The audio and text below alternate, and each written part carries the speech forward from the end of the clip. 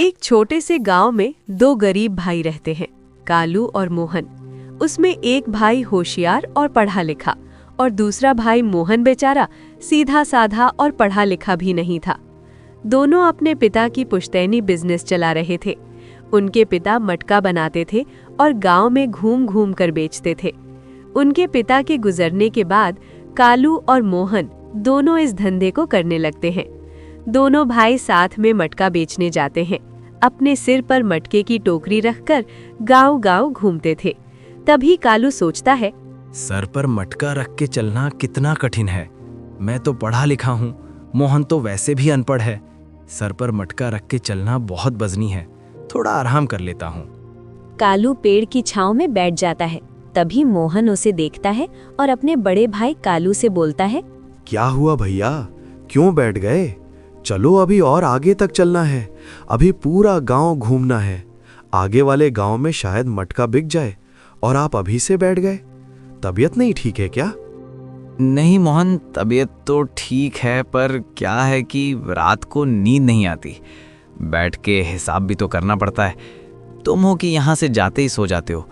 मुझे पैसों का भी हिसाब रखना पड़ता है ना, इसीलिए पूरी नींद नहीं ले पाते हैं। आज थकान सी हो रही है, अब और आगे नहीं चला जा रहा है। तो ठीक है भैया, आप घर चले जाइए, अपना सामान भी दीजिए, हम अपने सर में रखकर चले जाएंगे और दूसरे गांव में बेचकर शाम तक में वापस आ जाएंगे। आप घर में जाकर आराम करिए। कालू वहां से खुश होकर उठता है और अपने घर की ओर चल देता है और मन में सोचता है, मैंने मोहन को तो अच्छा बुद्धू बनाया। अब ऐसा रोज करेंगे जिससे कि हमारे मेहनत का हिस्सा मिल जाएगा। अब मुझे काम ही नहीं करना पड़ेगा, मोहन क्या ही समझेगा। ऐसे ही दिन बीतता जाता है। मोहन बेचारा गांव में घूम घूम के मटका बेचता है। शाम को वापस अपने घर आता है और जितना पैसा उसे मटका बेचकर मिला था वो पूरा पैसा कालू को दे देता है। कालू पैसा लेकर उसे अपनी छोटी सी पेटी में रख देता है। हाँ मोहन, तुम ऐसे ही मेहनत करते रहो, गांव-गांव घूमकर मटका बेचते रहो और हम यहाँ दिन भर हिसाब करते रहेंगे, क्योंकि हिसाब करने में बहुत मेहनत लगती है। पूरा दिन और पूरी रात मटका बेचने के हिसाब करने में निकल जाता है। हाँ भैया, मैं जानता हूँ पैसा जोड़ने और गिनने में कितनी मेहनत लगती है, इसीलिए आप घर में बैठकर हिसाब रखिए, मैं गांव में घूमकर मटका बेच दूंगा। मैं पढ़ा लिखा नहीं हूँ, मुझे हिसाब समझ नहीं आता। अगले दिन मोहन बेचारा सुबह ही उठकर मटका लेकर बेचने के लिए निकल देता है। तभी उसे गांव के बाहर एक बुजुर्ग आदमी मिलता है और कहता है, क्यों बेटा, मैं तुम्हें कई दिनों से देख रहा हूँ। तुम्हारा एक भाई भी तुम्हारे साथ मटका बेचने के लिए जाता था ना, अब वो नहीं दिखाई देता। क्यों, उसकी तबीयत खराब है क्या? नहीं दादाजी, उसकी तबीयत नहीं खराब है, वो बिल्कुल स्वस्थ है। वो घर में बैठकर मटका बेचकर जो पैसा मैं लेके जाता हूँ उसका हिसाब करता है। हिसाब करने में भी मेहनत लगती है ना, इसीलिए वो घर में बैठकर हिसाब करता है। दिन रात जागता है बेचारा, बहुत काम करता है। और बोल रहे थे कि घर में भी किसी को रहना चाहिए, ऐसे ही दिन भर घर को छोड़कर हम लोग चले जाते हैं। दादाजी को समझ में तो आ गया था कि कालू मोहन की सीधापन होने का फायदा उठा रहा है, क्योंकि मोहन हर किसी पर बहुत जल्दी भरोसा कर लेता था और बेचारा बहुत सीधा साधा भी था, इसीलिए उसको कालू की चालाकी नहीं पता चली। इतना कह के मोहन मटका बेचने के लिए आगे निकल पड़ता है।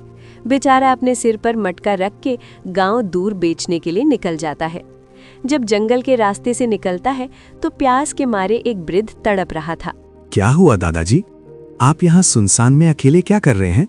बेटा, मुझे बहुत तेज से प्यास लगी है और यहाँ कोई दिख नहीं रहा, किससे मदद मांगूं? बेटा, तुम भगवान बनकर मेरी मदद करने आए, मुझे पानी पिला।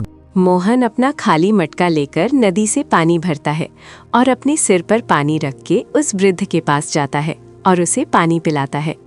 वह वृद्ध कोई आम आदमी नहीं था, लेकिन वह मोहन को आजमाना चाहता है। तभी वृद्ध अचानक जंगल के देवता में बदल जाता है और मोहन से बोलता है, बेटा मोहन, मैं तुम्हारी सच्चाई और ईमानदारी की परीक्षा ले रहा था, जिसमें तुम सफल हुए। लो, मैं तुम्हें जादुई मटका दे रहा हूँ। तुम इससे जो भी मांगोगे ये तुम्हें सब कुछ देगा, बस उसमें कुछ लालच नहीं होना चाहिए। अगर इस मटके से कुछ लालच में मांगा गया तो जो है वो भी सब मिट्टी हो जाएगा।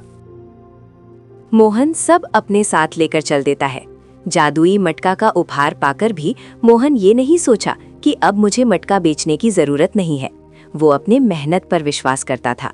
मोहन का मटका कुछ बिका तो कुछ नहीं बिका। वो जादुई मटके को ले जाकर चुपचाप घर में रख देता है। कालू अब हमेशा घर में ही रहता था। भैया, आप जानते हो, जब हम मटका बेचने जा रहे थे तो जो नदी के तीरे जंगल नहीं है, उस नदी वाले रास्ते से हम दूसरे गांव की ओर जा रहे थे। तभी वहां मुझे एक बूढ़े बुजुर्ग मिले जो प्यास से तड़प रहे थे। मैं अपने सर से मटके की टोकरी उतारकर उनके लिए एक मटका पानी लाने गया। जब वो दादाजी पानी पिए तो अपने असली रूप में आ गए। वो जंगल के देवता थे जो जंगल की रक्षा करते थे। उन्होंने मुझे उपहार में एक जादुई मटका दिया है और कहा है, तुम जो भी इस मटके से मांगोगे तुम्हें ये सब देगा। ठीक है मोहन, तुम इस मटके को यहीं रख दो और तुम जाकर मटका बना लो। तुम्हें कल फिर से मटका बेचने जाना है। बाहर मिट्टी रखी हुई है जो तुम लाए थे, तुम जाकर उससे मटका बनाओ। हाँ, ठीक कह रहे हो भैया। ठीक है, थोड़ा खाना खा लेता हूँ, फिर मटका बनाऊंगा। अब मटका बहुत ही कम लोग लेते हैं। इस मटके के लिए पूरा गांव घूमना पड़ता है। कालू को जब से इस बात का पता चला कि मोहन जादुई मटका लेकर आया है जो उसे जंगल के देवता ने दिया है और वो फूले नहीं समा रहा था, उसे लग रहा था कि कितना जल्दी उस मटके से सोना, चांदी एवं सोने के सिक्के मांग लूं। ये मोहन भी कितना भोला है। इसे जादुई मटका मिल गया है, फिर भी ये मिट्टी से बर्तन बनाने चला गया। चलो कोई नहीं, इस मटके का फायदा हम उठाएंगे और मोहन को उसमें से फूटी कौड़ी भी नहीं देंगे और अपना घर भी अलग बना लेंगे। ऐसे ही दिन बीतता जाता है। मोहन जाता, मटका बेचकर घर आता, ये उसका रोज का काम था। तभी अचानक एक दिन कालू मोहन से कहता है, मोहन, अब मैं अलग रहूंगा क्योंकि दिन भर तुम मिट्टी से बर्तन बनाते हो और मैं यहीं बैठा रहता हूँ। मुझे भी मन करता है कि काम करूँ, पर क्या करूँ? मेरा काम ही इतना मेहनत वाला है कि तुम्हारे साथ काम नहीं कर पाता, इसलिए अब मैं अलग रहूंगा। नहीं भैया, मुझे इससे कोई परेशानी नहीं है। हम दोनों साथ में रहते आए हैं। मुझे अकेला ना छोड़िए भैया। कहाँ जाऊंगा अकेले? मुझे कुछ दुनियादारी भी नहीं आती है। पिताजी का सपना था कि हम दोनों साथ में रहें। लेकिन कालू मोहन के बात नहीं मानता है और जमा किए हुए पैसे से अपने लिए एक अच्छा सा घर अपने लिए पहले ही बनवा लेता है। लेकिन ये बात मोहन को नहीं पता थी। मोहन बेचारा भोला भाला कालू के बात पर विश्वास कर लेता है। देखो मोहन, जो मटके से कमाई होती है वो बहुत कम होती है, इसीलिए मैं जमींदार से कर्ज लेकर अपने लिए एक अलग घर बनवा लिया हूँ। तुम इस पुराने वाले घर में रहो, मैं उस नए घर में रहूंगा। इतना कहकर कालू अपने नए बने हुए घर में रहने चला जाता है। मोहन बेचारा कुछ नहीं कहता। मोहन को तो साथ में रहने का मन था, पर कालू उसे अलग कर देता है। अब धीरे धीरे कालू का लालच बढ़ता ही जा रहा था। कालू कुछ काम नहीं करता था, दिन भर सोता था, जिससे उसे रात को नींद नहीं आती थी। मोहन बेचारा थका रहता था, जिससे उसे रात में अच्छी नींद आती थी। कालू ये सब देख बहुत हैरान था। मालिक, आपके लिए चाय लाया हूँ। सुबह हो गई, चाय पी लीजिए। अरे हरिया, तू सुबह बोल रहा है? मुझे तो पूरी रात नींद नहीं आई और तू है कि सुबह होते ही चिल्लाने लगता है। कालू को अब न दिन में नींद आती थी और न ही रात में, जिससे वो चिड़चिड़ा हो गया।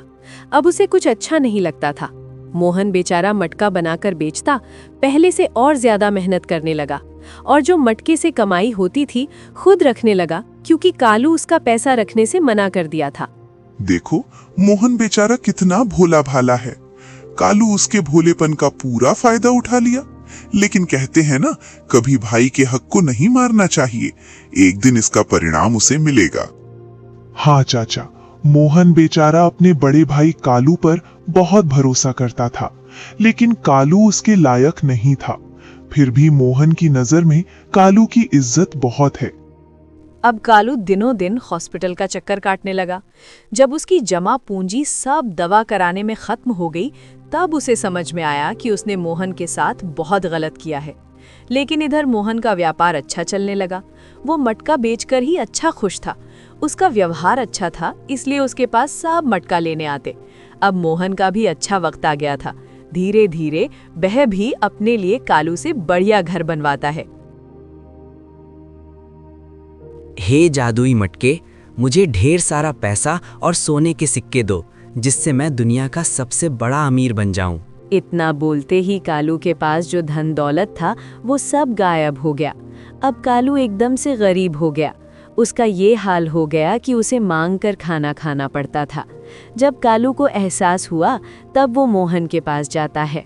मुझे माफ कर दो मोहन, मैंने तुम्हारे साथ बहुत गलत किया और मुझे उसका परिणाम मिला। इसीलिए कहते हैं कभी भाई के हक का नहीं लेना चाहिए। मोहन कुछ नहीं बोलता, चुपचाप अपने काम में लगा रहता है। इसीलिए कहते हैं हमें कभी भी धन के लालच में नहीं पड़ना चाहिए, हमेशा ईमानदारी से काम करना चाहिए। सब्र का फल मीठा होता है। अब मोहन अपने बंगले में रहने लगता है। अब मटका बनाने का काम कालू को दे देता है। हमें हमेशा ईमानदारी से काम करना चाहिए, नहीं तो चालाकी का अंत हमेशा बुरा ही होता है।